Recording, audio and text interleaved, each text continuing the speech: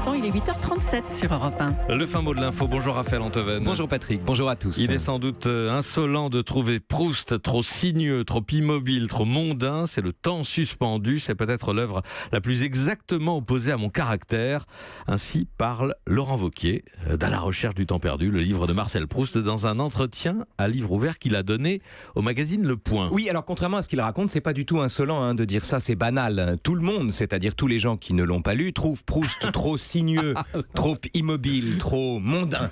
Mais c'est rarement l'arrivisme qui dicte un tel préjugé. Les puritains qui veulent réécrire la fin de Carmen ou interdire La Belle au bois dormant ont au moins le mérite de mener un combat qui va plus loin qu'eux-mêmes.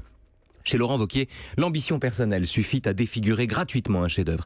Parce que ce ne sont pas des souvenirs de lecture que partage Laurent Wauquiez, ce sont des clichés sur un livre qu'il n'a pas lu manifestement et qui permettent, en spéculant sur l'idée que les ignorants se font du livre en question, de se présenter en retour lui-même flatteusement, comme un homme actif, comme un homme qui ne tourne pas autour du pot et qui ne fréquente pas les petits milieux, à la différence de Marcel Proust. Il ne passe pas son temps à rêvasser dans son lit. Bon, voilà. En même temps, Laurent Wauquiez a le droit de ne pas aimer Proust, non ? Bien sûr, mais il n'a pas le droit d'en parler sans l'avoir lu. Laurent Wauquiez parle, par exemple... C'est un procès d'intention, ça. Mais alors, vous allez voir, Laurent Wauquiez, par exemple, parle de temps suspendu à propos de Proust. Alors, c'est merveilleux. Le livre s'appelle À la recherche du temps perdu. Il aurait pu le lire jusque-là.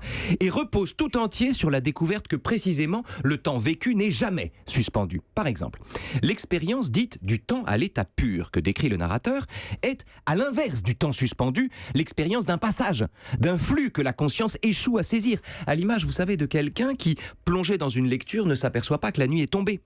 Que Laurent Wauquiez dégrade la parole publique pour gratter quelques voix, c'est une chose. Mais qu'il pousse la servilité électorale au point de subordonner son jugement sur un chef-d'œuvre à l'image que lui-même veut donner de lui-même, c'est d'autant plus regrettable que s'il l'avait lu, Wauquiez aurait trouvé des tas de trucs passionnants dans l'œuvre de Proust. Par exemple ? Eh bien, par exemple, la première théorie du genre, puisque personne ou presque dans la recherche du temps perdu n'a le destin qui correspond à la forme de son sexe.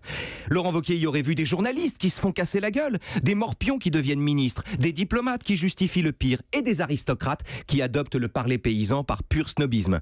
Il y aurait compris les drames qui se produisent entre deux êtres quand l'un dit à l'autre ce qu'il ne devrait pas entendre, et puis le portrait sublime d'une France disparue, la France des campagnes et de Saint-André-des-Champs, dont la langue médiévale est aussi, dit Proust, le dictionnaire de l'avenir. Enfin, Laurent Wauquiez aurait découvert, peut-être avec intérêt, dans le dernier volume de La Recherche, Le Temps retrouvé, la stupéfaction du narrateur qui, retrouvant ses amis après la guerre, se demande explicitement si leurs cheveux ont vraiment blanchi ou s'ils se sont coiffés avec de la neige. Mais de tout ça, Laurent Wauquiez passe à côté. Tant pis pour lui. Le fin mot de l'info. C'est le portrait de Laurent Wauquiez par Marcel Proust. Ça tient en 5 mots. Ah bon ? Longtemps, je me suis couché. Raphaël Antoven, merci. À demain. Europe 1.